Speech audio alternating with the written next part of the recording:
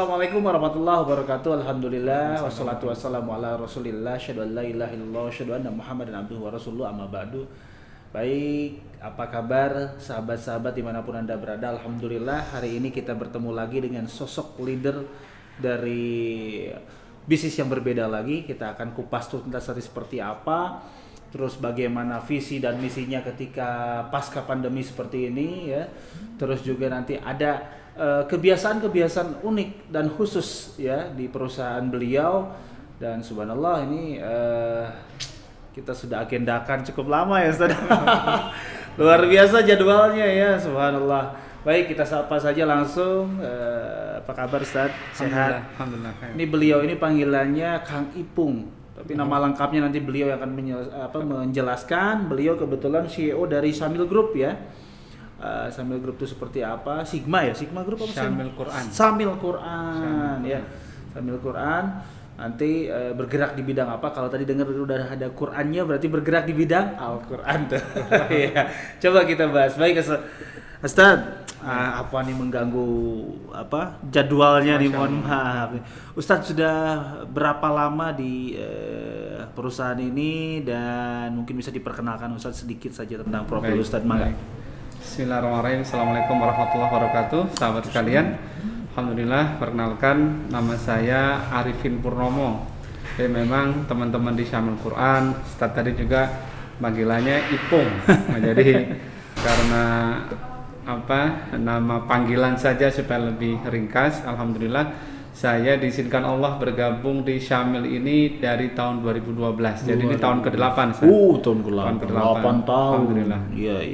Alhamdulillah ini menjadi satu tempat baru setelah 8 tahun. Sebelumnya saya aktivitasnya di pegawai negeri saat. Masya Allah. Jadi tahun 98 kami masuk ke Kementerian Keuangan, adik kelasnya Pak Jalan. Kayak gitu ya. Jadi setelah itu 2012 akhir kita bismillah memutuskan untuk menyelesaikan amanah di tempat pekerjaan lama dan bergabung dengan Syamil Quran. Syamil Quran. Alhamdulillah. Baik, 8 tahun. Kalau dengar dari namanya kayaknya dari luar, dari Jawa ya Ustaz? Jawa Barat, Jawa Tengah, Jawa Timur ya Ustaz? Panggilannya bukan Kang Ipung ya. Kalau di sini manggilnya Mas Ipung. Mas Ipung salah ya. Dari Jawa. Ustaz, 8 tahun, suka dukanya memimpin selama 8 tahun. Terus mungkin bisa disampaikan pada sahabat bergerak di bidang apa gitu ya. Kalau alhamdulillah sih kalau di rumah saya juga ada nih Syamil Quran. Iya, Al-Qurannya. Cuman mungkin bisa lebih disampaikan kembali gitu biar lebih mengenal kembali bergerak di bidang apa. Baik Ustaz. Baik. Bismillah. Jadi kalau ditanyakan Syamil Quran itu sebenarnya satu entitas grup, jadi holding.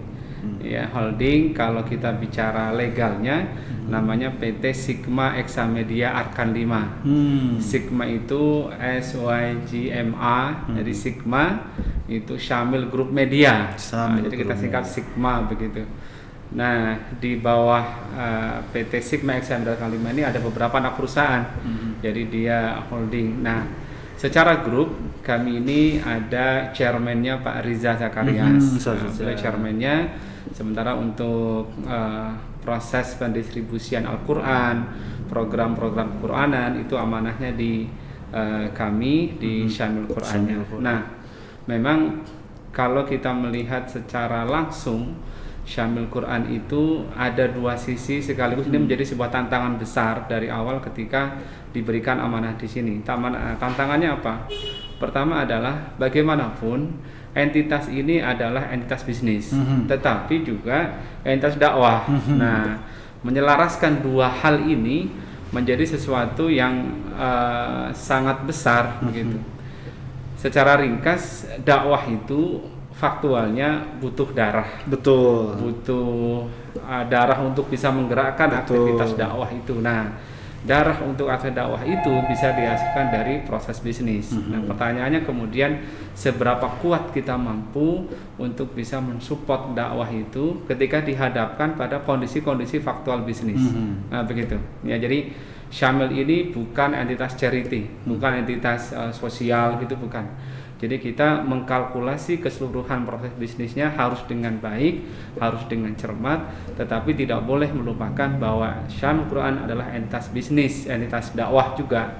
Selain entitas bisnis adalah dakwah, dan kita mengambil positioning bahwa Syamil Quran itu punya misi terbaik adalah membumikan Al-Quran. Ini bukan pekerjaan yang mudah. Saya berikan contoh, aktivitas kami dimulai dengan ada anak perusahaan yang memproses percetakan Al-Quran.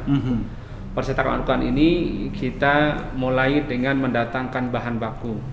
Bahan bakunya saat ini harus dibeli dengan cara cash on delivery. Jadi kita bayar baru kemudian kertas datang.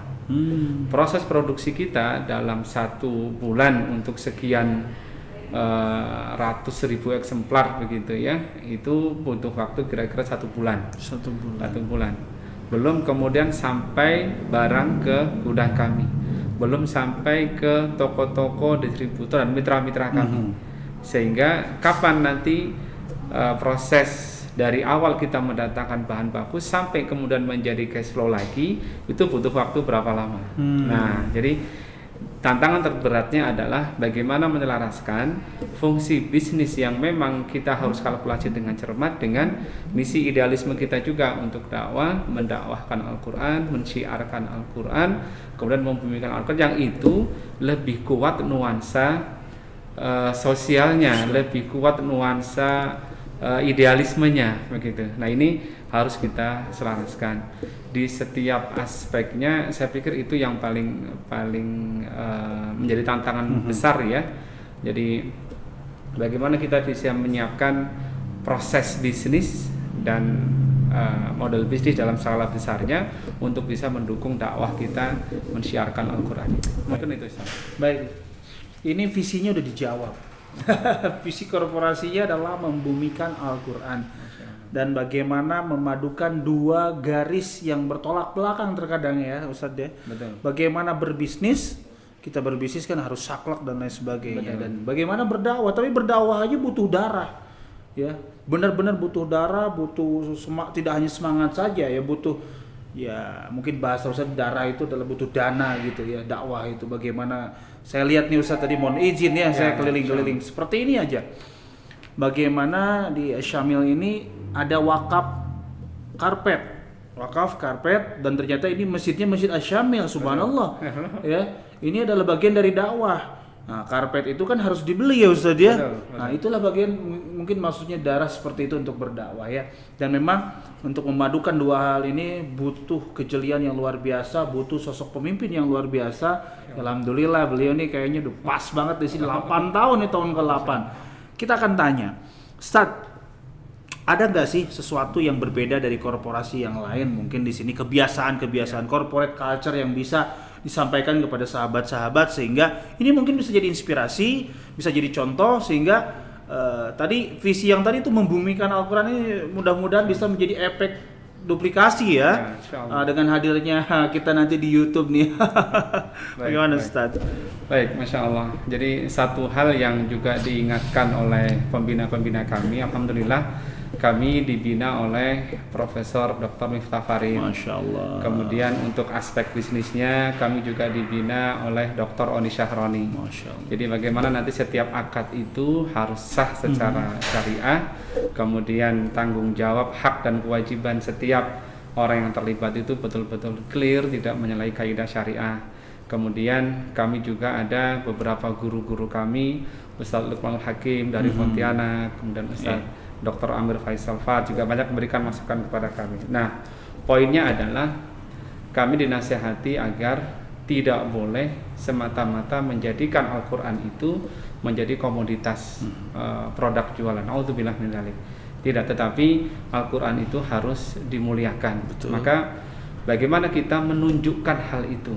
Menunjukkan bahwa kita tidak semata-mata menjadikan Al-Quran sebagai komoditas barang jualan. Harus lebih dari itu. Nah, yang pertama adalah kita membangun bi'ah Qur'ani di Syamil Quran itu.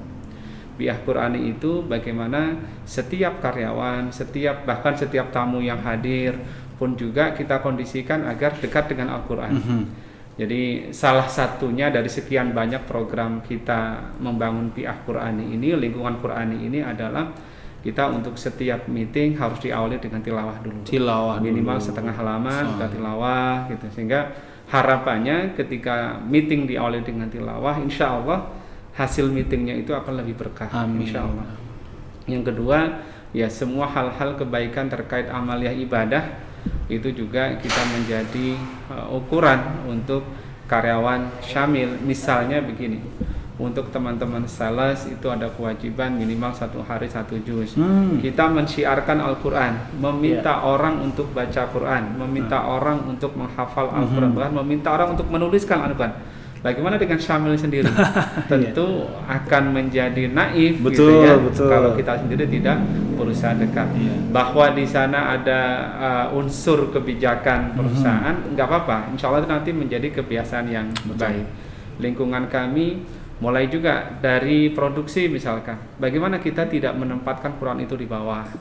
Hasil cetakan itu harus kita muliakan. Memisahkan antara produk waste, ya, produk gagal itu antara yang sudah tercetak dengan yang belum dicetak. Bagaimana teman-teman diproduksi semua harus dalam kondisi wudu dan seterusnya. Jadi yang utama adalah kita membangun bi'ah Qur'aninya. Jadi lingkungan yang Qur'ani. Kemudian berikutnya, bagaimana kita mewujudkan agar yang namanya Quran itu, mushaf itu sampai ke tangan umat, tidak sekedar sampai kemudian dijadikan pajangan.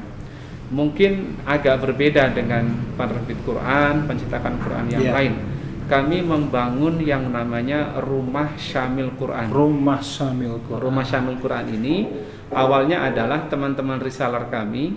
Kemudian kita kasih challenge, kalau rumahnya, tokonya, rukonya atau kedainya mau dijadikan tempat untuk belajar Al-Quran bagi masyarakat sekitar, kami berikan benefit khusus.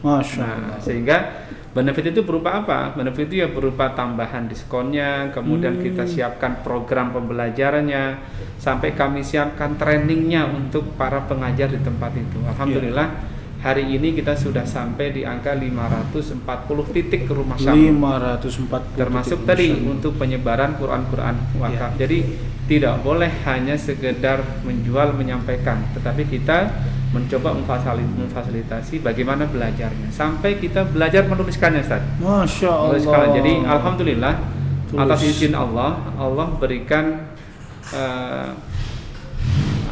berikan dorongan kepada salah satu ulama namanya Syekh Bilaid Hamidi. Beliau ini ulama dari Maroko, Maghribi. Beliau penulis 8 kali mushaf dengan tulisan tangan. Masya Allah. Nah, beliau membuat satu kaidah bagaimana menulis huruf-huruf Al-Quran itu dengan baik, sesuai kaidah yang bersanad, kemudian dibukukan. Dan alhamdulillah untuk di Indonesia ini beliau mempercayakan kepada Syamil Quran untuk mensyiarkannya. Nah, selain ada di Ma'had Muhammadiyah di Cape Town, Afrika Selatan, di Indonesia diserahkan kepada Syamil Quran. Nah, itu kita coba syiarkan juga ke masyarakat sekitar. Nah, harapannya itu tidak sekedar lagi-lagi menjadikan Quran sebagai komoditas barang dagangan. Na'udzubillah min dzalik. Setelah selesai membaca, menghafal, kemudian kita coba buat program tadaburnya, kita buat program untuk menuliskannya. Kita ingin masyarakat itu menjadi masyarakat yang Qurani. Mulai dari satu rumah Syamil Quran berkembang di masyarakatnya, kemudian berkembang di skala yang lebih besar, dan insya Allah kita mimpi besarnya, Ustaz, cita-cita besarnya mudah-mudahan Allah kabulkan adalah kita ingin membangun peradaban Qurani di Indonesia ini. Amin. Begitu, Ustaz. Baik, panjang lebar. Tidak hanya humanity yang dilakukan oleh Mas Ipung, saya panggil Mas ya.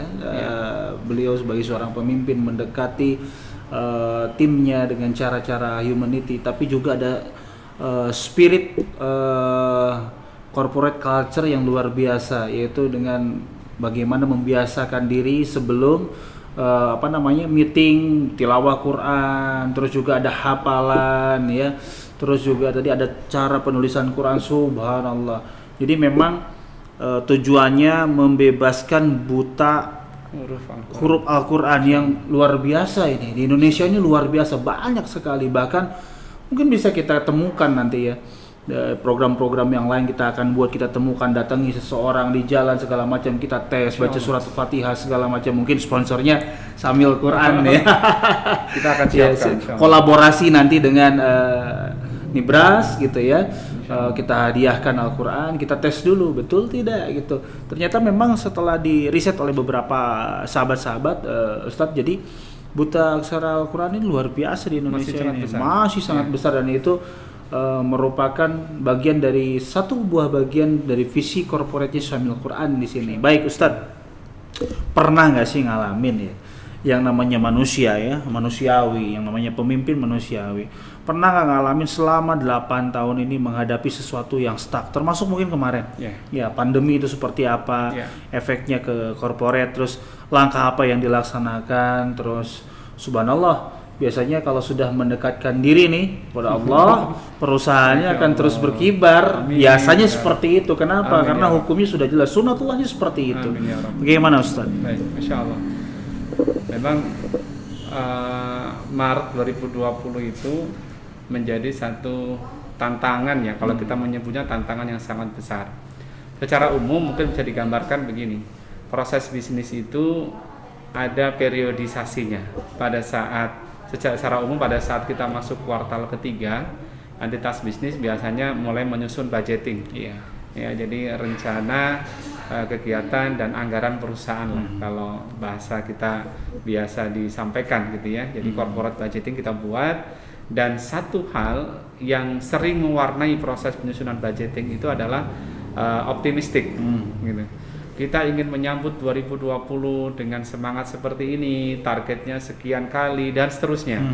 Itu juga yang kami lakukan di Syamil Quran. Jadi bagaimana kita dalam raker-raker kita di setiap divisi, kemudian nanti kita kumpulkan dan jadi hasil rapat kerja korporatnya, kita optimistik pada waktu itu menyambut tahun 2020. Alhamdulillah. Tetapi masuk ke tahun 2020, kuartal pertama belum selesai, ada hantaman pandemi COVID-19 ini, dan Masya Allah itu menjadi tantangan terbesar kita dalam 8 tahun bersama dengan Syamil Quran ini. Apa yang kita lakukan? Pertama, kita harus menyadari bahwa sebaik apapun kita menyusun sebuah rencana, maka sesungguhnya Allah lah yang maha menentukan rencana. Dan Masya Allah pada waktu itu hadir, maka yang pertama kami lakukan adalah memahamkan diri, menyadari bahwa manusia itu makhluk yang lemah.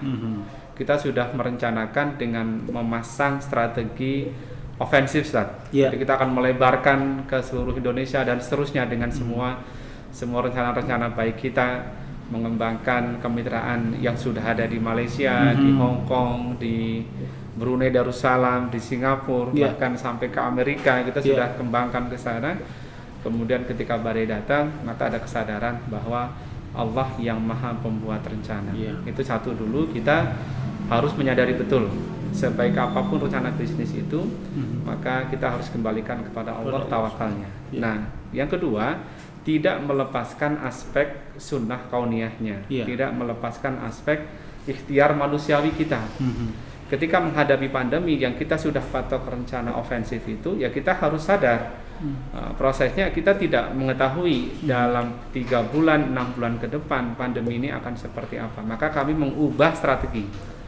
Awalnya kita ofensif, kita mengubah strategi dengan survival mode gitu. Pokoknya kita harus bertahan. Itu di awal Maret. Setelah dapat kabar dan setelah kita pokoknya harus bertahan dulu minimal di 3 bulan, April, Mei, Juni. Dengan cara apa? Dengan cara kita menjadikan cash flow itu menjadi lokomotif kita. Semua program-program yang berbasis biaya tinggi, kemanfaatannya secara ekonomi juga secara bisnis dirasa masih kurang, kita akan hentikan.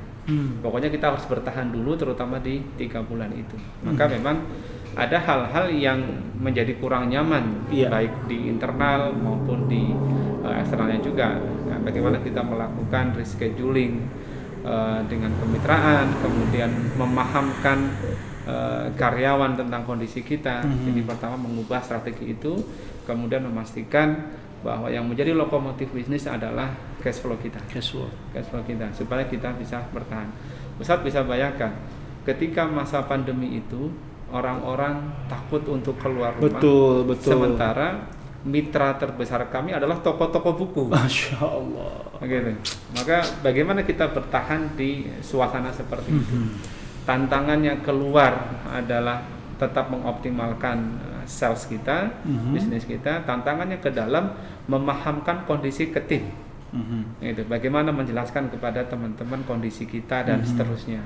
Dan alhamdulillah atas izin Allah, 3 bulan yang kita pandang sebagai krisis di awal itu alhamdulillah bisa dilewati dengan baik oleh Syamil Quran. Alhamdulillah, bahkan kita mendapati satu harapan baru yang sangat luar biasa. Pertama adalah soliditas tim. Bagaimana ketika kesadaran ini kita sampaikan ke bawah dan respon dari bawah adalah positif, mereka punya semangat juang yang lebih tinggi. Gitu. Kami biasa teman-teman kami itu, sales kami itu canvassing ke wilayah Sumatera, gitu ya. Pada saat kita hentikan, tidak boleh canvassing dulu begitu Ustaz. Maka mereka galau, gimana nih kita bagaimana bisa jualan? Maka muncul ide dari teman-teman, oh kalau begitu kita harus menghubungi secara online. Betul. Toko juga tidak buka, gimana ini jualannya? Kita berikan solusinya. Kita kumpulkan mitra-mitra toko-toko kita itu untuk kita beri pelatihan marketing online. Nah, gitu. Jadi kita berpikiran solutif. Oh nggak bisa Pak, begini kita ajarin.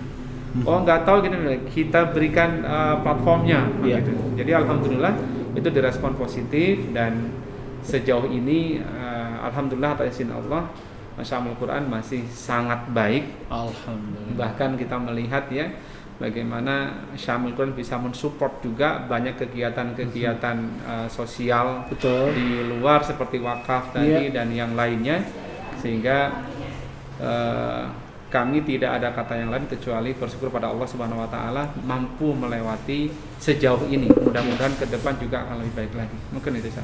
Baik. Ustaz, satu lagi nih di penutup. Sebagai seorang pemimpin di korporasi ya. Visinya sudah jelas. Nah, sekarang bagaimana visi Ustaz secara pribadi? Masya Allah. Nah, ini saya pengen denger nih, luar biasa nih ya Allah. Saya dulu ketika masih kuliah satu kampus dengan beliau ya Ustaz Jalal itu masih visinya masih visi duniawi begitu Ustaz. Masih bagaimana kita mengembangkan karir, menjadi pejabat dan seterusnya begitu. Tetapi Masya Allah ketika Allah kemudian takdirkan hadir di Syamil Quran, bertemu dengan banyak ulama, bertemu dengan masyayikh, bertemu dengan para pebisnis muslim yang mereka punya semangat hirah dakwahnya luar biasa. Maka saya memiliki satu cita-cita yang mudah-mudahan Allah kabulkan, punya visi meninggalkan legasi terbaik di Syamil Quran ini, meninggalkan sesuatu peninggalan yang terus akan dikenang sampai nanti Allah wafatkan saya pun masih akan ada. Jadi kita boleh meninggal atas izin Allah, tapi Syamil Quran ini dengan semua kebaikannya harus tetap berlanjut sampai lintas generasi, sampai nanti Allah takdirkan. Nah, bagaimana caranya? Karena kita berbisnis, kita berdakwah dengan wasilah Al-Quran ini. Dan Al-Quran ini sesuatu yang dijamin oleh Allah, tidak akan hilang ila yaumil qiyamah kan. Nah itu. Maka bagaimana ketika kemudian orang memandang ketika membaca Al-Quran, oh Syamil Quran. Ketika ingin belajar Al-Quran, oh di Syamil Quran. Nah, visi saya adalah menjadikan Syamil Quran ini menjadi legasi terbaik bagi orang-orangnya pun ketika kami sudah diwafatkan. Masya Allah. Gitu. Alhamdulillah. Visi korporasi sudah, ya tadi sejarah sedikit sudah, produk juga sudah, visi secara personal sudah luar biasa. Kita banyak insight, banyak inspirasi, banyak hikmah dengan silaturahmi dengan Mas Ipung. Saya panggilnya Ustaz Ipung, luar biasa ya. Oh subhanallah ya. Dan banyak sekali hal-hal yang memang kita harus lakukan, apalagi dengan Al-Quran, membumikan Al-Quran tidak hanya di luar saya tapi di rumah kita sendiri. Maka insya Allah Allah akan membukakan segala bentuk jalan apapun dari kesulitan-kesulitan yang kita hadapi. Apalagi pandemi ya, apa sih yang tidak mungkin bagi Allah gitu ya. Pandemi sangat kecil bagi Allah, tapi bagaimana caranya pandemi ini menjadi, kalau saya menyebutnya gini Ustaz, pandemi ini adalah uji kompetensi manusia. Masya Allah. Ya, yang diberikan oleh Allah Subhanahu wa taala, ini manusia ini mampu nggak nih gitu kan, berpikir ya, terus bersyukur ya, bertafakur, bertadabbur semualah ya. Dan ternyata memang kita harus banyak bersyukur. Ada beberapa sahabat yang terkena, Ustaz. Masya Allah. Awalnya sehat segala macam, secara manusiawi gitu ya, naluri sebenarnya takut ada. Betul. Tapi saya bilang kita nggak boleh takut. Tadi juga kita rapat Ustaz sama pagi-pagi gitu. Kita nggak boleh takut, kita hanya berikhtiar. Betul. Justru manusia yang tidak disukai oleh Allah adalah manusia yang takut tapi nggak ikhtiar. Takut tapi nggak jelas. Nah, tapi kita ikhtiar, insya Allah Allah akan maksimalkan juga karena kita berikhtiar dan sisanya tawakal sama Allah. Ya. Betul. Baik, subhanallah, pagi yang luar biasa di kantor Syamil Quran ya. Tadi nama PT-nya panjang banget, dulu Syamil Quran aja. Saya nyebutnya Sigma gitu ya. Betul. Sigma Corporation, alhamdulillah kita pagi yang luar biasa, pagi yang cerah. Mudah-mudahan apa yang kita bicarakan hari ini menjadi manfaat tidak hanya untuk kita yang ada di sini, tapi untuk sahabat-sahabat yang menonton di seluruh tanah air, bahkan di luar negeri. Dan mungkin kedepannya kita akan melakukan wawancara lagi dengan beberapa leader-leader yang memang kita akan dibongkar ya rahasia-rahasia suksesnya, dan itu menjadi inspirasi buat sahabat-sahabat semuanya. Jika Anda ingin menjadi leader yang terbaik, ingin menjadi leader yang memang dekat dengan Allah, ya harus belajar dengan leader-leader seperti itu. Baik, saya Ihsan dan Mas Ipung, Ustadz Ipung ini pamit undur diri. Terima kasih banyak atas waktunya. Terima kasih banyak. Lu udah diganggu sama kita nih ya pagi-pagi. Dan terima kasih banyak juga buat sahabat-sahabat yang sudah stay tune terus. Dan tentunya kita akan kembali lagi nanti dengan beberapa narasumber yang sangat luar biasa lagi. Mudah-mudahan menjadi inspirasi untuk kita semua. Assalamualaikum warahmatullahi wabarakatuh. Waalaikumsalam warahmatullahi wabarakatuh. Terima kasih. Tetapi secara wajib